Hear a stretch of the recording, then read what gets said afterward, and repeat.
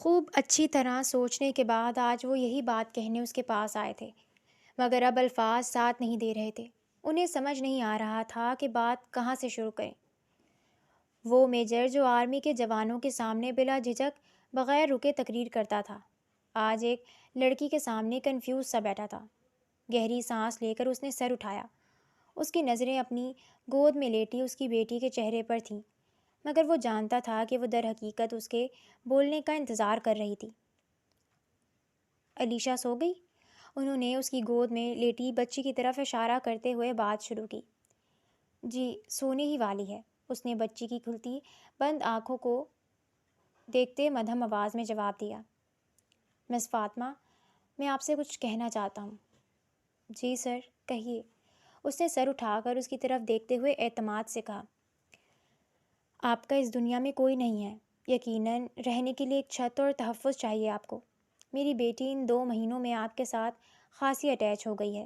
پہلے میں ڈرتا تھا دوسری شادی کرنے سے کہ کہیں سوتیلی ماں میری بیٹی کے ساتھ برا سلوک نہ کرے، مگر اب مجھے لگتا ہے دنیا کی کم از کم ہر عورت تو سوتیلی ماں بن کر بری ثابت نہیں ہوتی۔ وہ کچھ دیر رکا۔ فاطمہ کے اندر کوئی ہلچل نہیں مچی۔ وہ خاموشی سے سنتی رہی۔ شاید اسے پہلے ہی توقع تھی کہ وہ کیا کہنے والا ہے۔ مجھے اپنی بیٹی کے لیے اب گورنس نہیں بلکہ ایک ماں چاہیے، اسی لیے میں آپ کے سامنے اپنا پروپوزل رکھ رہا ہوں۔ آپ قبول کر لیں گی تو ٹھیک ہے، ورنہ جیسے 2 مہینوں سے اس کی گورنس کی حیثیت سے آپ رہ رہی ہیں، ایسے ہی آگے بھی رہیں گی آپ۔ مجھے آپ کا پروپوزل منظور ہے سر، لیکن میری ایک ریکویسٹ ہے آپ سے، پہلے مجھے میرا بھائی ڈھونڈ کر لا دیں۔ کہتے ہوئے اس کی آنکھوں سے موتیوں کی طرح آنسو گرنے لگے۔ صرف 2 منٹ لگے تھے اسے سوچنے میں، اب وہ مزید ٹھوکریں کھانے کی متحمل نہیں ہو سکتی تھی۔ ان گزرے 2 مہینوں میں اس نے میجر نعمان کو ایک نرم دل، اچھے اور شریف انسان کے روپ میں پایا تھا، جو اول تو بہت کم اس سے مخاطب ہوتا تھا۔ اگر بات کرتا بھی تو 1-2 سیکنڈ کے لیے اس کی طرف دیکھتا اور نظریں جھکا لیتا۔ پھر وہ اس گھر کے نوکروں سے بھی ان کی اچھائی اور نرم دلی کے تذکرے سنتی رہی تھی۔ میجر نعمان نے ہمدردی بھری نظروں سے اس کی طرف دیکھا۔ میں نے اپنی طرف سے بہت کوشش کی ہے آپ کے بھائی کو ڈھونڈنے کی، مگر خیر، اللہ سے اچھی امید رکھیں، اخبار میں اشتہار دے دیا ہے، انشاءاللہ کوئی نہ کوئی کلو ضرور مل جائے گا، انہوں نے اسے تسلی دی۔ کافی دیر تک وہ بیٹھے اس کی دلجوئی کرتے رہے تھے اور مستقبل کے بارے میں کچھ وعدے بھی کیے، مگر وہ خاموشی سے سنتی رہی۔ اسے میجر نعمان سے اپنے بھائی کے علاوہ کچھ نہیں چاہیے تھا۔ وہ اس کے پروپوزل قبول کرنے پر خوش لگ رہا تھا۔ اس کے بعد میجر نعمان نے اپنی کوششیں اور فاطمہ نے اپنی دعاؤں میں مزید گڑ گڑانا شروع کیا تو پھر اللہ نے بھی اس کی سن لی۔ اشتہار دینے کے 1 ہفتے بعد ایک آدمی نے نیوز ایجنسی والوں سے کانٹیکٹ کر کے بتایا کہ اس نے اس بچے کو ریلوے اسٹیشن پر دوسرے بھکاری بچوں کے ساتھ بھیک مانگتے دیکھا ہے۔ میجر نعمان کو اطلاع پہنچائی گئی تو اس نے فوراً ایکشن لیا اور 2 دن کے اندر اندر بھکاریوں کے اس گروہ تک پہنچ کر مون کو برآمد کروا لیا جن کے قبضے میں وہ تھا۔ شکر تھا انہوں نے اسے کوئی جسمانی نقصان نہیں پہنچایا تھا۔ نقلی اندھا بنا کر بھیک منگوایا کرتے تھے۔ جس دن میجر نعمان اسے لے کر آیا تھا اس دن وہ مون کو گلے سے لگا کر بے تحاشا روئی، دھاڑے مار مار کر روئی۔ خود میجر نعمان کی آنکھیں بھی نم ہو گئیں۔ مون کو پا کر وہ بے تحاشا خوش تھی اور میجر نعمان کی بے حد شکر گزار تھی۔ اس دن پہلی بار میجر نعمان نے اس کے حسین چہرے پر مسکراہٹ دیکھی۔ مون کے واپس آنے کے تیسرے دن اس نے جھجکتے ہوئے خود میجر نعمان کو یاد دلایا کہ وہ اس سے نکاح کرے۔ اس کے منہ سے سن کر وہ بہت مسرور ہوا تھا۔ دوسرے دن ہی اس نے نکاح کی تقریب رکھ دی تھی جس میں اس کے دوست، ان کی بیگمات اور فیملی کے لوگ بھی شامل تھے۔ میجر نعمان نے اس کے لیے قیمتی ڈریس منگوایا تھا۔ بیوٹیشین نے اسے تیار کیا تو نکاح میں شرکت کرنے والے افسران کی بیگمات نے اسے خوب سراہا۔ وہ ابھی ڈریسنگ روم میں ہی تھی جب اسے نکاح کے کینسل ہونے کی اطلاع ملی۔ وہ حیران و پریشان رہ گئی تھی۔ تھوڑی ہی دیر میں میجر نعمان ڈریسنگ روم میں آیا۔ وہ پریشان سی اس کی طرف سوالیہ نگاہوں سے دیکھنے لگی، جبکہ وہ تو اس کے سجے سورے روپ کو دیکھ کر دنگ رہ گیا۔ پھر نظریں چراتے ہوئے بولا، فاطمہ، میں نے نکاح کی تقریب کینسل کر دی ہے۔ مجھے ابھی ابھی کال آئی ہے، فوری طور پر شمالی وزیرستان کے لیے روانہ ہونا ہے۔ وہاں دہشت گردوں نے آرمی ہیڈ کوارٹر پر اٹیک کیا ہے۔ مجھے جانا ہے۔ میں تمہارے گلے میں نکاح کی بیڑیاں ڈال کر نہیں جانا چاہتا۔ کیا پتہ زندہ لوٹوں یا نہیں، اور تم خام خواہ میں بیوہ کہلاؤ، یہ مجھے گوارا نہیں۔ میرے لیے دعا کرنا، اگر میں زندہ لوٹا تو وعدہ کرتا ہوں اس سے اگلے دن ہی ہماری شادی کی اس سے بھی بہت بڑی تقریب ہوگی۔ بس میرے لوٹ آنے تک علیشا، اپنا اور رائم کا خیال رکھنا، اور ہاں، اگر میری شہادت کی اطلاع آئے تو رونا نہیں، پلیز، بس میری مغفرت کی دعا کرنا۔ یہ بنگلہ سرکاری ہے جو میرے بعد حکومت واپس لے لے گی۔ علیشا کو تو اس کی نانی اپنے ساتھ لے جائیں گی، لیکن تمہیں پریشان ہونے کی ضرورت نہیں۔ تمہارے اور رائم کی رہائش کے لیے میں نے بندوبست کر دیا ہے۔ میرا ذاتی اپارٹمنٹ ہے جو میں نے تمہارے نام کر دیا ہے۔ یہ رہے اس کے کاغذات۔ میجر نعمان نے جیب سے کاغذات نکال کر اس کی طرف بڑھائے۔ اس نے لینے کے لیے ہاتھ نہیں بڑھایا۔ وہ کسی مجسمے کی طرح ساکت کھڑی اس کی باتیں سن رہی تھی، اگرچہ وہ اشارے صرف اپنے اور مون کے تحفظ کے لیے کر رہی تھی، مگر اس کے منہ سے اس کی شہادت کی بات سن کر عجیب حالت ہو رہی تھی۔ ارتضیٰ حسن کے بعد اس شخص کو بھی وہ کھونے والی تھی، اس خیال نے اسے ڈرا دیا تھا۔ اپارٹمنٹ کا ایڈریس بھی ساتھ میں ہے۔ میری آخری رسومات کے بعد رائم کو لے کر وہاں چلی جانا۔ تمہارے اکاؤنٹ میں 10 لاکھ میں نے جمع کروا دیے ہیں، کام آئیں گے تمہارے۔ وہ نارمل لہجے میں کہہ رہا تھا۔ آپ ایسے کیوں کہہ رہے ہیں؟ وہ پھنسی پھنسی آواز میں بمشکل بول پائی۔ اتنا اچھا انسان جس نے اسے سہارا دیا، مون کو اس کی زندگی میں واپس لایا، وہ اب وہاں جا رہا تھا جہاں اس کی اپنی زندگی کی کوئی گارنٹی نہیں تھی۔ اس کی آنکھیں لبالب پانیوں سے بھر گئیں۔ وہ بے اختیار منہ پہ ہاتھ رکھے سسکنے لگی۔ اسے روتا دیکھ کر میجر نعمان ہلکے سے مسکرایا۔ جتنا رونا ہے رو لو۔ میں نہیں چاہوں گا کہ میری شہادت کی خبر پر رو، اور یہ بھی نہیں چاہوں گا کہ اگر زندہ سلامت لوٹ آؤں تو پھر کبھی تمہیں آنسو بہاتے دیکھوں۔ وہ ہلکے پھلکے لہجے میں بولا۔ ذرا ڈر نہیں لگ رہا تھا اسے اپنی موت سے۔ وہ دکھ سے اسے دیکھنے لگی۔ دلی نہ صحیح مگر جذباتی تعلق ضرور بن گیا تھا ان چند دنوں میں اس شخص کے ساتھ۔ اس کے آنسو مزید روانی سے بہنے لگے۔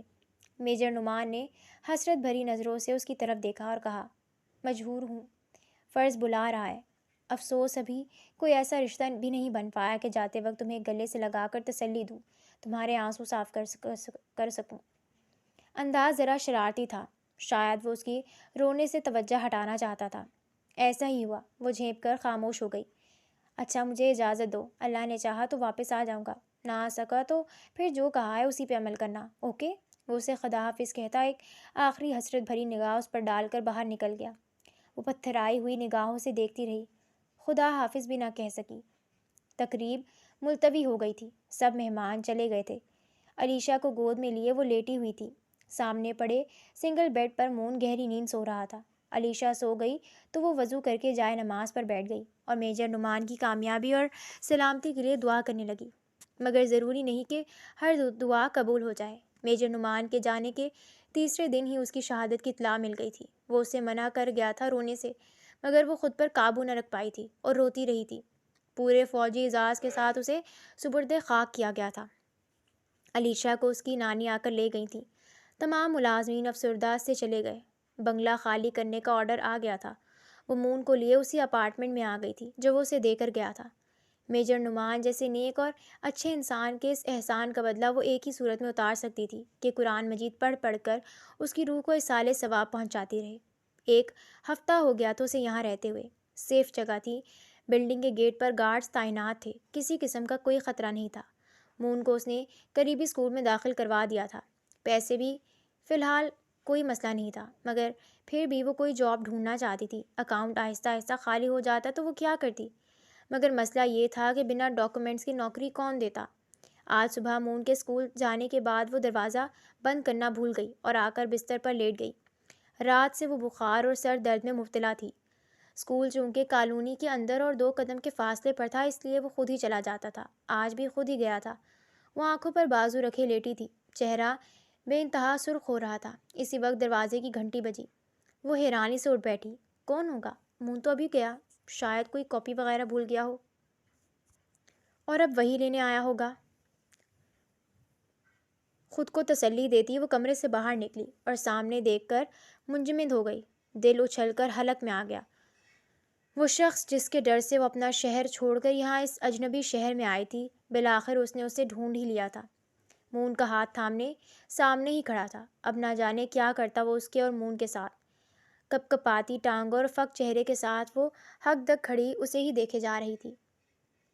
فاطمہ عبدالرحمن کے قدم گویا زمین سے چپک کے رہ گئے تھے۔ سکتے کی حالت میں کھڑی وہ پھٹی پھٹی نگاہوں سے اس کی جانب دیکھ رہی تھی، جس کے چہرے پر شاید اسے ڈھونڈ لینے کی چمک تھی۔ بنا پل کے جھپکائے وہ ایک دوسرے کی طرف دیکھ رہے تھے۔ ایک کے چہرے پر اطمینان تھا، دوسرے کا چہرہ دھواں دھواں ہو رہا تھا۔ پورے 9 مہینے 15 دنوں بعد وہ اسے دیکھ رہا تھا۔ وائٹ پرشکن لباس، الجھے بکھرے بال، سوجی ہوئی آنکھیں، سرخ متوش چہرہ، رنج و الم کی تصویر بنا سراپا چیخ چیخ کر کہہ رہا تھا ان گزرے 9 مہینوں میں وہ کیسے کیسے قیامت خیز حالات سے گزری ہے۔ خوف و دہشت سے اس کی آنکھیں پھیلی ہوئی تھیں۔ بدن پر چمبیلی کی نازک ڈال کی طرح دھیرے دھیرے لرزہ طاری تھا۔ اس کی حالت غیر ہوئے جا رہی تھی۔ آہستہ آہستہ قدم اٹھائے جیسے ہی وہ اس کی طرف آنے لگا تو وہ جو پے در پے لگنے والے اعصابی و ذہنی جھٹکوں کو بڑی ہمت اور حوصلے سے سہتی آ رہی تھی، سخت سے سخت ترین حالات میں بھی اپنی ہوش و حواس قائم رکھے ہوئے تھے، آہل خان کی شکل میں ملنے والے اس جھٹکے کو نہ سہ پائی۔ سوچنے سمجھنے کی تمام حسیات سلب ہو کر رہ گئی تھی۔ اس نے الٹے قدموں پیچھے ہٹنے کی کوشش کی، مگر ایک تو اچانک سے لگنے والا شوق اور اوپر سے بخار کی وجہ سے ہونے والی کمزوری چکرا کر نیچے گرنے ہی لگی تھی۔ جب اس نے آگے بڑھ کر سنبھالا تھا، وہ اس کے ہاتھوں میں کسی بے جان چیز کی طرح جھول گئی۔ آہل نے اسے قریبی صوفے پر لٹا دیا۔ آپی؟ مون بھاگ کر اس کے قریب آیا اور روتے ہوئے اسے جھنجھوڑ کر اٹھانے کی کوشش کرنے لگا۔ آہل نے اسے الگ کر کے اپنے حصار میں لینے کی کوشش کی تو وہ بری طرح چلا اٹھا۔ چھوڑو مجھے، تم گندے ہو، میری آپی کو مارا تم نے۔ چیختے ہوئے دونوں ہاتھوں سے اسے پیچھے دھکیلنے لگا۔ آہل کے دل پر ایک گھوسا پڑا۔ وہ اپنا امیج بچے کی نظروں میں بھی بری طرح خراب کر چکا تھا۔ میری بات سنو بیٹا، میں نے تمہاری آپی کو کچھ نہیں کہا۔ انفیکٹ میں تو تم سے اور تمہاری آپی سے سوری کرنے آیا ہوں۔ اس نے روتے چلاتے مون کو زبردستی باہوں میں بھر کر نرمی سے کہا۔ نہیں، آپ جھوٹ بول رہے ہیں، اس نے نفی میں سر ہلاتے ہوئے انکار کیا۔ میں سچ کہہ رہا ہوں مون، آئی ایم سوری۔ اچھے بچے تو غلطی پر معاف کر دیتے ہیں، تم تو اچھے بچے ہو، پھر مجھے معاف نہیں کرو گے کیا؟ وہ رونا چھوڑ کر بے یقینی سے اسے دیکھنے لگا۔ میں آپ کو معاف کروں گا، پھر آپ میری آپی کو ماریں گے بھی نہیں اور انہیں تنگ بھی نہیں کریں گے نا؟ کچھ دیر شش و پنج میں مبتلا رہنے کے بعد مون نے حامی بھری، لیکن اپنا مطالبہ بھی سامنے رکھا۔ آہل نے شکر پڑھتے ہوئے اس بات میں سر ہلایا۔ پرومس، تمہاری آپی کو بالکل تنگ نہیں کروں گا۔ اب آپ ایسا کرو، جلدی سے ایک گلاس پانی لے آؤ، ان کے چہرے پر تھوڑا سا چھڑکنا ہے، تب ہوش میں آ جائیں گی یہ۔ اس نے صوفے پر ہوش و حواس سے بیگانہ لیٹی فاطمہ کی طرف اشارہ کر کے کہا، تو اس نے اس بات میں سر ہلایا اور بھاگ کر کچن سے پانی کا گلاس بھر کر لے کر آیا۔ پانی لے کر اس نے فاطمہ کے چہرے پر ذرا سا چھڑکا تو وہ چند سیکنڈز بعد کسما کر ہوش میں آ گئی۔ آنکھیں کھولتے ہی نظر اس شخص پر پڑی۔ کچھ دیر تو بے خیالی میں اسے دیکھتی رہی۔ شعور بیدار ہوتے ہی وہ بری طرح دہل کر اٹھی۔ آپی؟ مون فوراً اس سے آ لپٹا تو اسے اپنی آغوش میں لیتے خوفزدہ نظروں سے اس کی طرف دیکھتے ہوئے بولی، میرے بھائی کو کچھ مت کہنا پلیز، اور نہ ہمیں پولیس کے حوالے کرنا۔ آپ جو بھی بولیں گے میں کرنے کو تیار ہوں، بس ہمارے ساتھ کچھ غلط مت کرنا پلیز۔ آنسوؤں کے بیچ خوفزدہ لہجے میں وہ گڑ گڑائی تھی۔ ریلیکس پلیز، مجھ سے خوفزدہ مت ہو، میں کچھ نہیں کہوں گا آپ دونوں کو۔ اسے خود سے اتنی بری طرح ڈرتے دیکھ کر اس کی شرمندگی اور افسوس میں اضافہ ہوا۔ نہیں، آپ بدلہ لیں گے، ہم نے آپ پر اٹیک کر کے آپ کو زخمی کیا تھا۔ پلیز، میں آپ کے آگے ہاتھ جوڑ کر کہتی ہوں، مزید بدلہ مت لیجیے گا، میں نہیں سہ سکوں گی۔ آپ جو کہیں گے میں مانوں گی، آپ جو چاہتے ہیں میں کروں گی، بس پولیس کے حوالے مت کرنا۔ وہ ہاتھ جوڑے سسکتے ہوئے کہہ رہی تھی۔ کیا چاہتا تھا میں، اور کیا کریں گی آپ؟ وہ کنفیوز سا ہو کر اسے دیکھنے لگا۔ آپ چاہتے تھے نا میں آپ کی فلم میں کام کروں، ٹھیک ہے، میں کروں گی آپ کی فلم میں کام، بس پلیز مجھ سے دشمنی ختم کر دیں، مجھ میں ہمت نہیں اب اور کچھ سہنے کی۔ وہ شکست خوردہ انداز میں بولی۔ ایک پل بھی نہیں لگا تھا اسے فیصلہ کرنے میں، وہ تھی ہی ایسی، پل میں ہاں اور پل میں نہ کرنے والی۔ واٹ؟ اس غیر متوقع بات پر وہ حیران رہ گیا۔ وہ اسے کہنا چاہتا تھا کہ وہ اپنے کیے پر شرمندہ ہے، اس کا سارا نقصان بھرنے کو تیار ہے، بس وہ اسے معاف کر دے، لیکن اب اسے فلم کے لیے حامی بھرتا دیکھ کر وہ تذبذب میں مبتلا کھڑا تھا۔ یہ خیال تو وہ اپنے دماغ سے کب کا نکال چکا تھا۔ اسی ایک بات کی وجہ سے تو حالات کتنے خراب ہوئے تھے، کہاں سے کہاں پہنچ گئے تھے، لیکن اب اگر وہ اپنے منہ سے خود یہ بات کہہ رہی تھی تو وہ کیوں انکار کرتا بھلا؟ اس کی تو کتنی خواہش تھی اسے اپنی فلم میں دیکھنے کی۔ اگر وہ پہلے ہی مان جاتی تو دونوں کو اتنے مسائل کا سامنا بھی نہ کرنا پڑتا۔ آپ واقعی میری فلم میں کام کریں گی؟ وہ بے حد حیرانی سے پوچھ رہا تھا۔ ہاں کروں گی، لیکن پھر اس کے بعد آپ ہمیں کچھ نہیں کہیں گے، نہ کوئی بدلہ لیں گے، بلکہ ہمیشہ ہمیشہ کے لیے ہمارا پیچھا چھوڑ دیں گے۔ اس نے اپنے آنسو صاف کرتے ہوئے اسے اپنی شرط بتائی۔ وہ ابھی بھی حیرانی سے اسے ایسے دیکھ رہا تھا جیسے اس کی بات پر یقین نہ آیا ہو۔ آپ سچ کہہ رہی ہیں نا؟ آپ اپنی بات سے مکریں گی تو نہیں؟ اس کا خدشہ بیجا نہیں تھا۔ پہلے بھی وہ ایک بار ہاں کر کے مکر گئی تھی۔ ہاں، اسی مسئلے کی وجہ سے تو میں اپنا سب کچھ لٹا بیٹھی۔ اب میں اسے ختم کرنا چاہتی ہوں، لیکن آپ کو مجھے لکھ کر دینا ہوگا۔ اس کے بعد آپ کا مجھ سے کوئی لینا دینا نہیں ہوگا۔ آپ اپنے راستے اور میں اپنے۔ خود پر ضبط کیے وہ بڑے تحمل سے کہہ رہی تھی۔ بڑے کڑے دل سے یہ فیصلہ کیا تھا اس نے۔ جو وجہ اس کی بربادی کا باعث بنی تھی، اس وجہ کو اب پورا کرنے جا رہی تھی۔ وہ بھی بخوبی سمجھ رہا تھا کہ کس وجہ سے اس نے ایک دم سے یہ فیصلہ کر لیا تھا۔ ایک لمحے کو اس کا دل کیا کہ وہ اسے تسلی دے، کہے کہ اب ایسا کچھ نہیں چاہتا وہ اس سے، مگر پھر کچھ سوچ کر خاموش ہو گیا۔ ٹھیک ہے، مجھے منظور ہے، میں آپ کو لکھ کر دے دوں گا۔ میں یہیں بیٹھا ہوں، پھر آپ اپنی پیکنگ کر لیں۔ کچھ دیر تک ہمیں کراچی کے لیے نکلنا ہے۔ پہلے بھی آپ کو ڈھونڈنے لاہور کی بہت خان چھانکی ہے میں نے۔ وہ سامنے پڑے صوفے پر بیٹھتا ہوا بولا۔ کراچی کیوں؟ وہم، ڈر، خدشات، خوف بیک وقت لاحق ہوئے تھے۔ کیونکہ آپ نے فلم میں کام کرنے کے لیے حامی بھری ہے نا، تو ظاہری بات ہے شوٹنگ کے لیے تو کراچی چلنا ہوگا۔ اب اس فلیٹ میں تو شوٹنگ ہونے سے رہی۔ ہاں، شوٹنگ کے بعد آپ یہاں واپس آئیں یا کہیں اور جائیں، آپ کی مرضی، ہمیں غرض نہیں، وہ سرسری لہجے میں بولا۔ وہ کچھ دیر تک خاموش بیٹھی رہی، پھر اس بات میں سر ہلاتے ہوئے اٹھی اور اپنے بھائی کو ساتھ لیے کمرے میں چلی گئی، جیسے خدشہ ہو کہ وہ اندر جائے اور وہ کہیں پیچھے سے اس کے بھائی کو غائب نہ کر دے۔ وہ وہیں بیٹھ کر فرقان کو فون ملانے لگا کہ وہ ارجنٹ 3 سیٹیں بک کروائے۔ پرسوں رات 2 بجے کے قریب فرقان نے اسے اطلاع دی کہ مون کی گمشدگی کی رپورٹ اخبار میں چھپی ہے، جو کہ 10 دن پہلے کی ہے۔ آہل نے فوراً اس بندے کا پتہ لگانے کو کہا جس نے اخبار میں اشتہار دیا تھا، اور پھر جس بندے کا نام سامنے آیا تھا وہ سن کر بے تحاشا حیران رہ گیا تھا۔ میجر نعمان احمد۔ اس بندے سے 1 سال پہلے اس وقت ملاقات ہوئی تھی جب وہ اپنی ایک فلم کے کچھ سینز آرمی ٹریننگ سینٹر میں شوٹ کرنا چاہ رہا تھا۔ اس سلسلے میں پرمیشن لینے کے لیے وہ میجر نعمان احمد سے لاہور آ کر ملا تھا۔ میجر نعمان کے اچھے رویے نے اسے امپریس کیا تھا۔ میجر نعمان نے نہ صرف آرمی سینٹر میں شوٹنگ کی اجازت دی تھی بلکہ خود شوٹنگ دیکھنے بھی آئے تھے۔ اس کے بعد ایک مرتبہ پھر کسی سیاسی وزیر کی پارٹی میں اس کی میجر نعمان سے ملاقات ہوئی تھی۔ چند دن پہلے اسے ان کی شہادت کی خبر ٹی وی سے پتہ چلی تھی، جسے سن کر وہ کافی غمگین ہوا تھا۔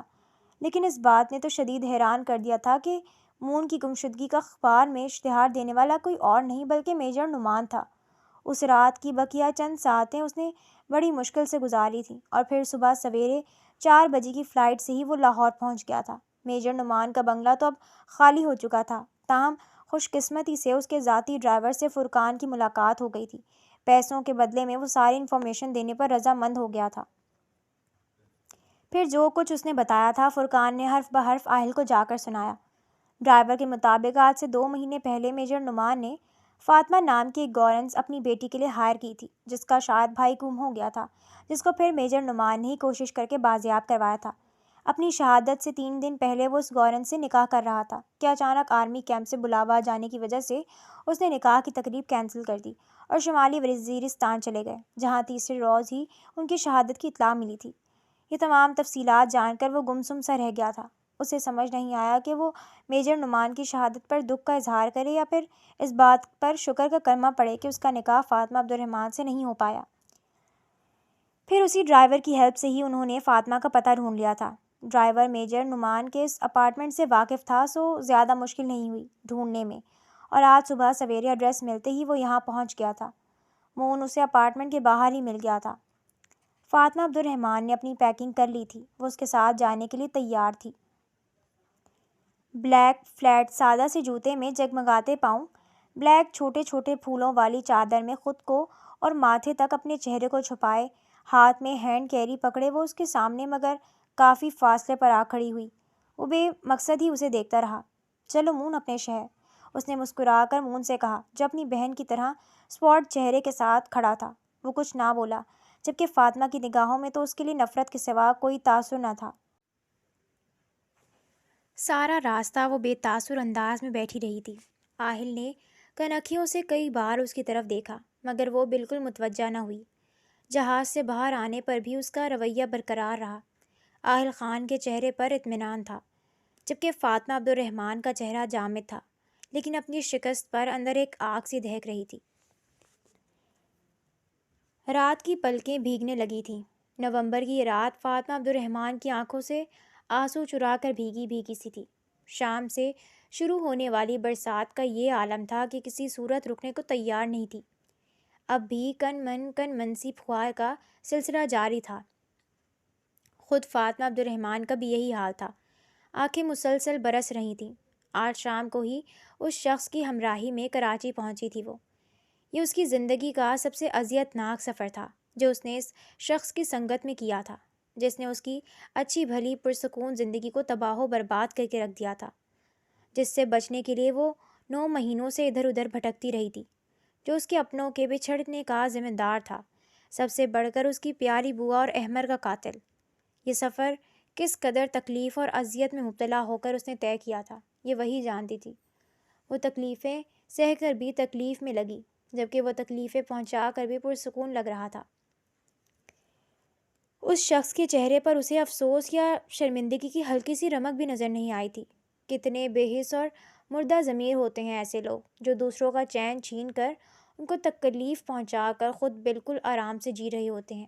اس نے بے حد دکھ سے سوچا۔ آنکھیں تھی بار بار چھلک رہی تھیں۔ میم، یہ ٹیبلٹ کھا لیں پلیز، آپ کو نیند آ جائے گی تو پرسکون ہو جائیں گی۔ اسی وقت میڈ پانی کا گلاس اور ٹیبلٹ لیے اس کے سر پر آ کھڑی ہوئی۔ اس نے چپ چاپ ٹیبلٹ لے کر پانی کے ساتھ نکل لی اور سونے کے لیے لیٹ گئی۔ یہ وہی فلیٹ تھا جہاں وہ اور بوا پہلے رہی تھیں، لیکن فرق یہ تھا تب اسے اس فلیٹ کے مالک کا پتہ نہیں تھا، لیکن اب وہ اس فلیٹ کے مالک کو اس کی اصلیت سمیت جانتی تھی۔ سفر کرنے کی وجہ سے بخار مزید بگڑ گیا تھا۔ نتیجتاً 3 دن تک وہ بری طرح بخار میں مبتلا بستر پر رہی، بے سدھ لیٹی رہی۔ اس کی کیئر کے لیے آہل نے 2 نرسز بھی تعینات کر دیں جو 24 گھنٹے کمرے میں اس کی دیکھ بھال کے لیے موجود ہوتیں۔ مون کا خیال رکھنے کے لیے بھی ایک میڈ تھی۔ فاطمہ کی خودداری پر بہت گہری چوٹ لگ رہی تھی، لیکن وہ اس کی یہ سب عنایات لینے پر مجبور تھی۔ ان 3 دنوں میں وہ 2 بار اسے دیکھنے آیا، چند منٹ اس کے کمرے میں بیٹھا بھی رہا، مگر وہ لبوں پر تالا لگائے سر سے پیر تک کمفرٹر تانے لیٹی رہی۔ نرسز اور ڈاکٹر سے ہی اس کی کنڈیشن کے بارے میں معلوم کرتا رہتا تھا۔ فاطمہ کی آنکھوں میں تو ویسے بھی اسے دیکھتے ہی خون اتر آتا تھا۔ اعتماد، بھروسہ، محبت، کچھ بھی تو نہیں بچا تھا۔ ہر حد تو اس نے پار کی تھی، عزت تک برباد کرنے پر تل گیا تھا۔ پھر وہ پرواہ کیوں کرتی؟ آج چوتھے دن اس کا بخار اتر گیا تھا، لیکن سر درد سے مکمل طور پر چھٹکارا حاصل نہیں ہوا تھا۔ تاہم طبیعت میں پہلے سے خاصی بہتری محسوس کی تھی اس نے۔ اٹھ کر پہلے بات لیا، ملازمہ ناشتہ لے کر آئی تو چپ چاپ کر لیا۔ بخار کی وجہ سے انرجی لیول کافی ڈاؤن ہو چکا تھا۔ ناشتے کے بعد ذرا توانائی فیل ہوئی تو نرسز کو جانے کا کہا، جو 3 دن سے اس کے سر پر مسلسل اس کا ضبط آزما رہی تھیں۔ حسب توقع اہل خان کے آرڈر کے بغیر انہوں نے جانے سے انکار کر دیا، تو فاطمہ عبد الرحمن کو دل پر پتھر رکھ کر اس شخص کو خود فون کر کے کہنا پڑا کہ وہ ان نرسز کو بھیجے یہاں سے، تو ہی انہوں نے جان چھوڑی اس کی اور چلی گئیں۔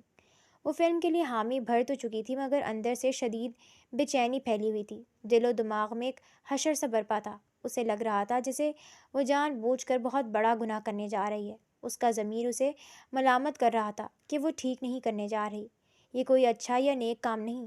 اسکرین پر سج دھج کے غیر مردوں کے سامنے آنا، ان کو لبھانا، نامحرم مردوں کے سامنے اپنی زینت عیاں کرنا کتنا بڑا گناہ ہے۔ عورت کے سر کا ایک بال بھی نامحرم مرد نہ دیکھے، بلکہ اسلام میں حکم ہے اگر کسی نامحرم مرد کے ساتھ بات کرنی پڑے تو اپنے لہجے میں نرمی اور لچک نہ لاؤ، تاکہ وہ کسی قسم کی غلط فہمی میں مبتلا نہ ہو۔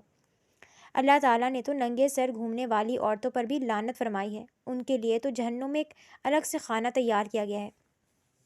اور یہ میں کیا کرنے جا رہی ہوں؟ اس نے دونوں ہاتھوں سے اپنے سر کو جکڑ لیا۔ جس کام سے انکار پر اسے اتنا نقصان اٹھانا پڑا تھا، آج وہی کام تمام تر دلی و ذہنی ناپسندیدگی کے باوجود وہ کرنے جا رہی تھی۔ یا اللہ، مجھے معاف کر دینا، میرے پاس اور کوئی راستہ نہیں، پہلی اور آخری بار یہ گناہ کا کام کرنے جا رہی ہوں۔ اس کے بعد کوئی ایسا کام نہیں کروں گی۔ وہ بہتے آنسوؤں کے ساتھ دل ہی دل میں کئی مرتبہ اللہ کو مخاطب کر کے یہ بات دہرا چکی تھی۔ ہمیشہ سے شوبز کی فیلڈ کو بری اور گناہ کی فیلڈ سمجھنے والی کو خود اسی فیلڈ میں ایک دن کام کرنا پڑے گا، کبھی سوچا بھی نہیں تھا۔ اس شخص نے کوئی راستہ بھی نہیں چھوڑا تھا اس کے لیے۔ بالآخر وہ جیت گیا تھا۔ اس کے من کی مراد پوری ہونے جا رہی تھی۔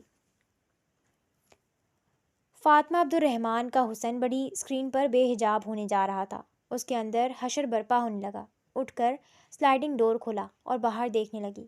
ہوا کے ٹھنڈے جھونکے نے اس کا استقبال کیا۔ بے ساختہ اس کی نگاہیں آسمان کی طرف اٹھ گئیں۔ گہرے سیاہ بادلوں سے آسمان ڈھکا ہوا تھا۔ خوابناک سا اندھیرا ہر سو پھیلا رات کا سما پیدا کر رہا تھا۔ حالانکہ ابھی دن کا آغاز ہوئے چند ہی گھنٹے ہوئے تھے، گہرے ابر نے سورج کو ڈھانپ رکھا تھا۔ اس کے اندر ماحول کی تمام گھٹن حبس سرایت کرنے لگی۔ بے کل تو وہ پہلے ہی تھی، اب مضطرب بھی ہونے لگی تھی۔ اس نے دھواں دھواں ہوتی نیلی آنکھوں نیچے کر کے سڑک پر بھاگتے دوڑتے ٹریفک پر لگا دیں۔ وہ خاموش کھڑی تھی۔ دل و دماغ میں عجیب سی جنگ چھڑی تھی۔ وہ ہاں تو مجبوراً کر چکی تھی، مگر شدید ٹینشن میں مبتلا تھی۔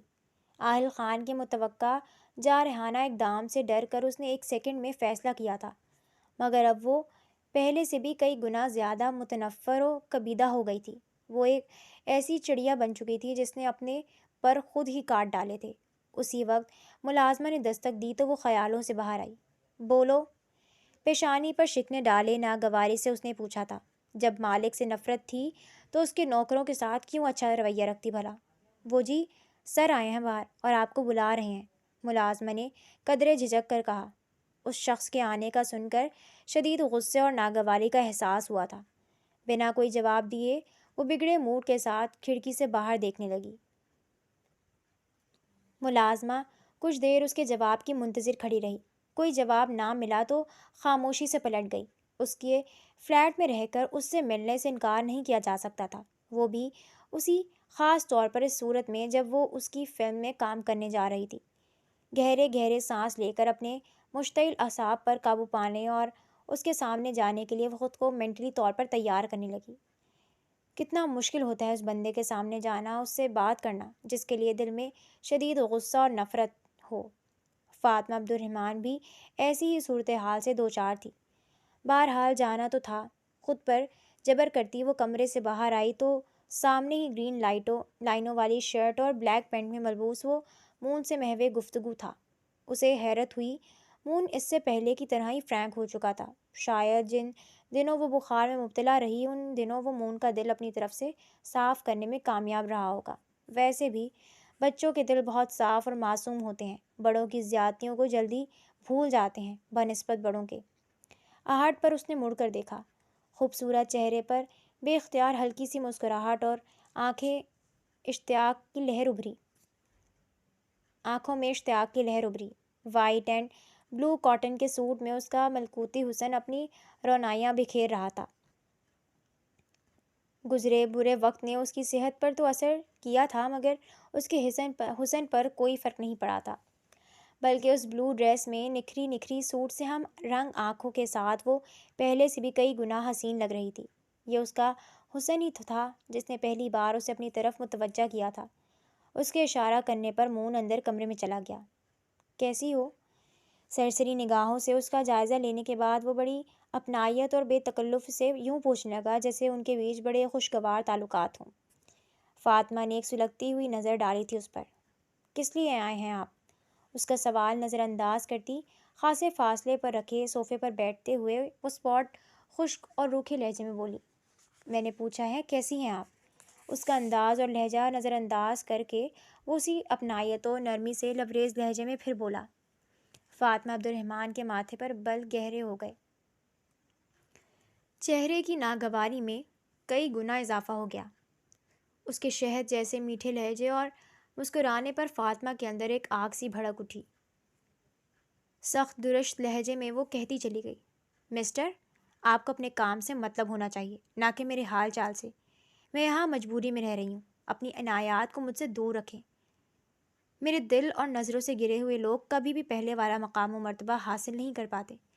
لہٰذا بہتر یہی ہے میرے حال چال میری ذاتی زندگی میں جھانکنے کی کوشش نہ کریں، صرف اپنے کام تک محدود رہیں اور صرف اسی حوالے سے بات کریں مجھ سے۔ میں نے آپ کو فلم کے لیے ہاں کی ہے، میں کام کرنے کے لیے تیار ہوں۔ اب جلد سے جلد یہ فضول کام نپٹائیں اور میری جان چھوڑیں۔ اس کے بعد ایک پل نہیں رکوں گی آپ کے اس فلیٹ میں، جہاں نکاح کی آڑ میں میرے بھروسے مان، میرے اعتماد کا خون کیا گیا تھا۔ اس نے ماتھے پر بنا کوئی شکن ڈالے بڑے تحمل سے اس کی تمام باتیں سنی اور پھر بنا مانے بغیر اسی طرح مسکراتے ہوئے بولا، آپ کے حال چال سے مجھے غرض کیوں نہیں ہونی چاہیے بھلا؟ آپ ٹھیک ٹھاک ہوں گی تو ہی میں شوٹنگ شروع کروا سکوں گا اور آپ کام کر سکیں گی۔ آپ کو غلط فہمی میں مبتلا ہونے کی ضرورت نہیں ہے۔ آپ کا خیال میں صرف اپنی فلم کی وجہ سے ہی رکھ رہا۔ جیسے ہی شوٹنگ کمپلیٹ ہوگی آپ اپنے راستے اور میں اپنے راستے۔ مطمئن انداز میں بولتے ہوئے اس نے کچن میں کام کرتی ملازمہ کو آواز دی، شاہدہ ایک کپ بلیک کافی لے آؤ۔ میم آپ کے لیے بھی کافی لاؤں؟ ملازمہ نے فاطمہ کو مخاطب کیا، مگر وہ چہرے کا رخ دوسری طرف پھیرے خاموش رہی۔ ان کے لیے ایپل جوس لے آؤ، اس نے تہمکانہ انداز میں ملازمہ کو حکم دیا۔ فاطمہ لب بھیجے خاموش رہی۔ ملازمہ سر ہلاتے کچن کی طرف چلی گئی۔ اس نے بغور اس کی طرف دیکھا اور پھر اس کے چہرے کے تاثرات کا جائزہ لینے لگا۔ نہ جانے ضد تھی کہ کیا تھا، طلب اسی چہرے پر ہی آ کر مٹتی محسوس ہوتی تھی۔ حسین خد و خال سے سجا بھرپور حسن لیے دلکش و دل فریب سرخ و سفید چہرہ، جو غالباً اس وقت غصے کے باعث مزید سرخ ہو چکا تھا۔ بے انتہا کشش تھی اس چہرے میں۔ نہ جانے اہل خان کی نظر کی وسعت محدود ہو گئی تھی یا پھر اس چہرے کا تاثر ہی اتنا بھرپور تھا کہ ساری دنیا کا حسن اسی ایک چہرے پر ہی ختم ہوتا محسوس ہوتا تھا۔ اس کی نظروں کی تپش سے، یہ ساحرانہ نقش و نگار سے سجا وجود ناقابل برداشت لہر کی لپیٹ میں آ گیا تھا۔ فاطمہ عبد الرحمن کا دل چاہا اس کی آنکھیں پھوڑ دے۔ اتنا کچھ کرنے کے بعد بھی کوئی شرمندگی، کوئی ملال نہ تھا اسے۔ اس شخص کی نظروں میں اب سوائے بے حیائی کے اسے کچھ نظر نہیں آتا تھا۔ کچھ غصے اور کچھ اس کی نظروں کی گرفت سے وہ مزید سرخ ہو گئی تھی۔ اہل بھرپور توجہ سے اسے دیکھ رہا تھا۔ چہرے سے صاف لگ رہا تھا کہ وہ خود پر کتنا جبر کر کے بیٹھی ہے۔ آنکھیں الگ مسلسل گریا ازاری کی کہانی سنا رہی تھیں۔ اہل خان نے بھرپور انداز میں اس کا یہ روپ نظروں میں بسایا۔ فاطمہ بمشکل برداشت کر پا رہی تھی، ورنہ دل تو چاہ رہا تھا خود پر اس قدر بے باکی اور بغیرتی سے اٹھنے والی آنکھوں کو نوچ ڈالے۔ وہ ایسا کر بھی دیتی اگر سامنے والا اہل خان نہ ہوتا تو۔ وہ والہانہ نگاہوں سے اسے نہارنے میں مصروف تھا، جبکہ وہ غصے کے مارے پہلو بدل رہی تھی۔ برداشت کی حد ختم ہوئی تو بول پڑی، کوئی بات کرنی ہے آپ کو؟ اس کے صبر کا بہت بڑا امتحان تھا یہ۔ بات کرنے ہی تو آیا ہوں، ملازمہ کے ہاتھ سے کافی لیتے ہوئے بولا۔ فاطمہ نے ملازمہ کے ہاتھ سے جوس نہیں لیا تو اس نے اس کے سامنے ٹیبل پر رکھ دیا۔ کافی کی گھونٹ لیتے ہوئے اس نے بات سٹارٹ کی۔ اگلے ہفتے شوٹنگ سٹارٹ ہو رہی ہے۔ کل آپ کا اسکرین ٹیسٹ ہوگا۔ کچھ ایکٹنگ کی ٹریننگ بھی آپ کو دینی ہے۔ فزیکلی آپ فٹ لگ رہی ہیں، اسی لیے شوٹنگ میں مزید تاخیر کرنا ٹھیک نہیں۔ ابتدائی کچھ سینز یہیں کراچی میں فلمائے جائیں گے، جبکہ باقی کی تمام شوٹنگ ہم ملیشیا، سنگاپور اور ترکی جا کر کریں گے۔ اس سب میں کم از کم 2 مہینے لگ جائیں گے۔ آپ مینٹلی ریڈی رہیے گا۔ اگر مون کو ساتھ لے جانا چاہیں تو آپ کی مرضی، ورنہ یہاں میرے ملازمین اس کا اچھا خیال رکھیں گے۔ نہیں، جہاں میں جاؤں گی وہ میرے ساتھ جائے گا۔ وہ اضطراری انداز میں فوراً بول اٹھی۔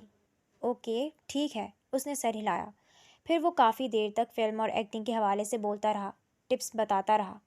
وہ بڑے حوصلے اور صبر کے ساتھ سنتی اور برداشت کرتی رہی۔ کسی ضروری کال کے آنے پر وہ چلا گیا تو فاطمہ نے خدا کا شکر ادا کیا۔ کتنا پرسکون دکھائی دیتا تھا وہ، جیسے کچھ ہوا ہی نہ ہو، کچھ کیا ہی نہ ہو۔ وہ جھنجھلا اٹھی۔ اسے اپنی بے بسی پر شدید رونا آنے لگا۔ مارے اشتعال کے دماغ میں ابال اٹھنے لگے تو خود کو ریلیکس کرنے کے لیے اس نے سامنے پڑا جوس کا گلاس اٹھایا اور چھوٹے چھوٹے سپ لینے لگی۔ پھر ایک دم سے اسے پتہ نہیں کیا ہوا، ہاتھ میں پکڑا جوس کا گلاس اس نے پوری قوت سے سامنے دیوار میں دے مارا۔ چھناکے کی آواز سے گلاس ٹوٹا۔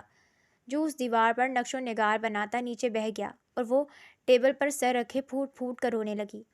بلند آواز میں سسکتے بلکتے روتے کرلاتے اس کے لبوں پر ایک ہی نام تھا، بابا بابا۔ کچن سے جھانکتی ملازمہ نے رحم کھاتی نظروں سے اسے دیکھا۔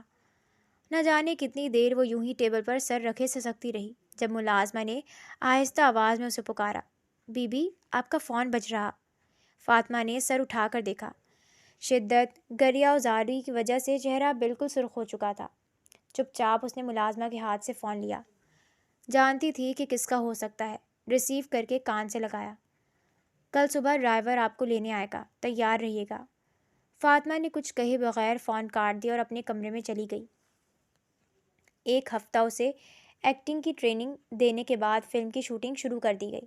اسی سلسلے میں اس وقت فاطمہ عبد الرحمن سمیت فلم کی پوری ٹیم سمیت وہ وادی ہنزا میں موجود تھا۔ قدرت کی حسن کاریگری، کرمزی رنگ کی عطا بعد جھیل کے کنارے فلم کا سیٹ لگا ہوا تھا۔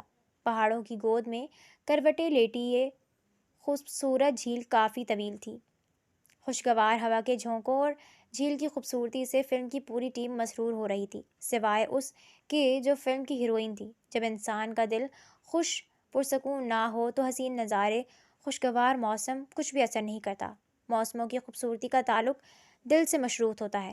آج صبح ہی وہ لوگ جہاں پہنچے تھے، یہاں جھیل سے کچھ فاصلے پر ہی واقع ایک 5 اسٹار ہوٹل میں پورا یونٹ ٹھہرا ہوا تھا۔ فلم کی شروعات اپنے ملک کے حسین مقامات سے ہونی تھی۔ اس کے بعد اگلا پڑاؤ ان کا ملیشیا، سنگاپور اور ترکی کا تھا۔ یہ فلم اہل کی اپنی ہوم پروڈکشن تھی۔ فلم کا بجٹ بھی کافی بھاری تھا۔ فلم کی کہانی سیاحت کی شوقین ایک فلزہ فاطمہ عبد الرحمن نامی لڑکی کے گرد گھومتی تھی، جو کہ پاکستان کے شہر کراچی سے تعلق رکھتی ہے۔ وادی ہنزا کی اس جھیل کے کنارے اس کی ملاقات فلم کے ہیرو ساحر اہل خان سے ہوتی ہے۔ اس کے بعد وہ سیاحت کے لیے سنگاپور، ملیشیا جاتی ہے، وہاں بھی وہ ہیروز سے ٹکرا جاتا ہے۔ پھر بعد میں اور بھی کئی مقامات پر وہ اس سے ملتا تھا۔ فلم میں ٹریجک موڑ بھی آنے تھے اور ہیپی مومنٹس بھی۔ چونکہ اس کی زیادہ تر شوٹنگ ہیروئن بیرون ملک کی جانے والی تھی، اس لیے کافی خرچہ کیا جا رہا تھا اس فلم پر۔ وہ سیٹ پر اسکرپٹ رائٹر کے ساتھ محو گفتگو تھا جب میک اپ آرٹسٹ کے اسسٹنٹ نے آ کر اطلاع دی، سر مس فاطمہ میک اپ نہیں کروا رہی۔ کیوں؟ اس نے اچانک چونک کر پوچھا۔ سر ان کا کہنا ہے کہ وہ کسی میل سے میک اپ نہیں کروائیں گی، فیمیل میک اپ آرٹسٹ کو ہی بلائیے۔ واٹ؟ وہ پریشان ہو گیا۔ اس میل میک اپ آرٹسٹ کو وہ اپنے ساتھ کراچی سے لائے تھے۔ یہ نامی گرامی میک اپ آرٹسٹ تھا جو بڑی بڑی سیلیبریٹیز کے میک اپ کرتا تھا۔ اب اگر اس کی جگہ کسی فیمیل میک اپ آرٹسٹ کو بلایا بھی جاتا تو بھی کم از کم 1 دن لگ جانا تھا۔ اب جب سیٹ لگ چکا تھا، سب کچھ ریڈی تھا، ایسے میں صرف میک اپ آرٹسٹ کے مسئلے کی وجہ سے شوٹنگ کینسل کرنا اسے بے وقوفی اور وقت کا ضیاع لگا۔ یہ محترمہ بھی نہ میل کے لیے اعتراض کرنا تھا تو آتے وقت ہی کرتی، تاکہ ہم اس کی جگہ کسی فیمیل میک اپ آرٹسٹ کو تو لے آتے۔ اب عین موقع پر ان کو اعتراض کرنا یاد آتا۔ وہ بری طرح جھنجھلانے لگا۔ کنونس کرنے کی کوشش کرتا ہوں، شاید مان جائے، وہ سوچتے ہوئے اس خیمے میں آیا جسے ڈریسنگ روم بنایا گیا تھا۔ سامنے ہی کرسی پر بیٹھی تھی، چہرے پر برہمی کے تاثرات سجے ہوئے تھے، ساتھ میں بھائی صاحب بھی بیٹھے ہوئے تھے۔ اسے آتا دیکھ کر کاٹ دار انداز میں بولی، ہمارے ملک میں فیمیلز میک اپ آرٹسٹ مر گئی ہیں کیا جو اب مردوں سے یہ کام لیا جا رہا ہے؟ جھنجھلائے ہوئے ہونے کے باوجود اس کے انداز اور اس کی بات دونوں پر اسے بے اختیار ہنسی آ گئی، جس سے وہ کمال مہارت سے چھپا گیا۔ میڈم، زمانہ بدل گیا ہے، یہ کام اب صرف خواتین ہی نہیں کرتی بلکہ مرد حضرات بھی اس میدان میں کب کے قدم رکھ چکے ہیں۔ اس وقت پوری دنیا میں کئی بڑے بڑے نامور میل میک اپ آرٹسٹ ہیں جو سیلیبریٹیز کا میک اپ کرتے ہیں، بلکہ اب صرف سیلیبریٹیز ہی نہیں بلکہ دوسری خواتین بھی شادی بیاہ پارٹیز وغیرہ میں زیادہ تر میلز میک اپ آرٹسٹ کی خدمات لیتی ہیں۔ آپ کس زمانے میں جی رہی ہیں؟ یہ تو بہت عام سی بات ہے۔ واقعی یہ اس کے لیے بہت عام سی ہی بات تھی، تبھی تو وہ عام سے لہجے میں اتنے آرام سے بولا تھا۔ مگر فاطمہ جیسی لڑکی کے لیے عام بات ہرگز نہیں تھی، جس نے آج تک کسی غیر مرد سے شیک ہینڈ تک نہیں کیا تھا، کو جا کے میک اپ کروا لیتی۔ آہل خان کی بات نے تو اسے پتنگے لگا دیے تھے۔ فوراً بھڑک کر گویا ہوئی، مسٹر، آپ کے اور آپ کی گھر کی خواتین کے لیے ہوگی عام سی بات، لیکن میرے لیے نہیں، سمجھے؟ میں کیوں کسی غیر مرد سے میک اپ کرواؤں جو اس بہانے مجھے چھوئے؟ اگر آپ فیمیل آرٹسٹ کو ہائر نہیں کر سکتے تو ٹھیک ہے، جو میک اپ کرنا ہوگا میں خود کر لوں گی اپنا۔ اس کا لہجہ بھرپور طیش لیے ہوئے تھا۔ آہل نے بغور اس کے طیش بھرے گستاخانہ انداز کو جانچا۔ آپ کو آتا ہے کسی پروفیشنل میک اپ آرٹسٹ کی طرح میک اپ کرنا؟ اس نے طنزیہ پوچھا۔ 100% مذاق اڑانے والا انداز تھا۔ فاطمہ نے ایک سخت نگاہ ڈالنے کے بعد نظریں پھیر لی۔ ویری نائس، بہت ہی انٹیلیجنٹ ہیں آپ، آئی ریئلی امپریسڈ۔ مرد میک اپ آرٹسٹ سے میک اپ نہیں کروا رہی کہ اس بہانے وہ آپ کو چھوئے گا، لیکن فلم میں کام بھی تو آپ کو ایک مرد کے ساتھ ہی کرنا ہوگا، وہ بھی غیر ہوگا نا، نامحرم ہوگا آپ کے لیے۔ رومانٹک سینز بھی شوٹ کروانے ہوں گے آپ کو ہیرو کے ساتھ، جس میں ہلکا پھلکا ٹچ تو لازمی چلے گا، پھر وہ سب کیسے کروائیں گی؟ لبوں پر استہزائیہ مسکراہٹ لیے پوچھ رہا تھا، انداز مسلسل طنزیہ تھا اور لہجہ جتاتا ہوا۔ فاطمہ عبد الرحمن سن کھڑی رہ گئی، اس پوائنٹ پر تو اس کا دھیان گیا ہی نہیں تھا، اسے تو بس ایک ہی فکر لگی ہوئی تھی کہ بے حجاب ہو کر سج دھج کے اسکرین پر آنا پڑے گا۔ اب اس نے توجہ دلائی تو دھچکا سا لگا، دل کو گویا کسی نے مٹھی میں لے کر مسل دیا، درد کی ٹیسیں سارے وجود میں پھیل گئیں، دکھ اور اذیت نے پھر سے اپنی لپیٹ میں لے لیا۔ اسے لگ رہا تھا جیسے انتہائی بے دردی کے ساتھ اس کے صاف و شفاف کردار اس کی پہچان کو برباد کیا جا رہا تھا۔ فلم میں کام کرتے ہی وہ ایک فلمی ایکٹریس کہلائی جانے لگے گی، لوگوں کی نظروں میں آئے گی، طرح طرح کے بیہودہ قسم کے کامنٹس جو ہر فلمی ایکٹریس کی شکل و صورت اور جسم پر کیے جاتے ہیں اب اس پر بھی کیے جائیں گے۔ عجیب عجیب خدشات اسے ستائے جا رہے تھے۔ اگر آپ کو میل پر اعتراض تھا تو یہ بات آپ کو پہلے بتانا چاہیے تھی، تاکہ ہم کسی فیمیل کو ہی بلاتے۔ اب اتنی جلدی کہاں سے آئے گی فیمیل میک اپ آرٹسٹ؟ وولٹا اسی سے پوچھنے لگا۔ مجھے کیا پتا کہاں سے آئے گی، آپ کا مسئلہ ہے یہ، میرا نہیں، فاطمہ نے رکھائی سے جواب دیا۔ ہاں مسئلہ میرا ہے، لیکن کریٹ تو آپ نے کیا نا۔ وہ چاہ کر بھی اپنا غصہ کنٹرول نہیں کر پایا۔ کیا مطلب ہے آپ کا؟ مجھ سے پوچھ کر لایا اسے کیا، جو مجھے الزام دے رہے؟ میں نے آپ سے پہلے بھی کہا تھا، اگر میں یہ کام کروں گی تو اپنے مزاج کے حساب سے کروں گی۔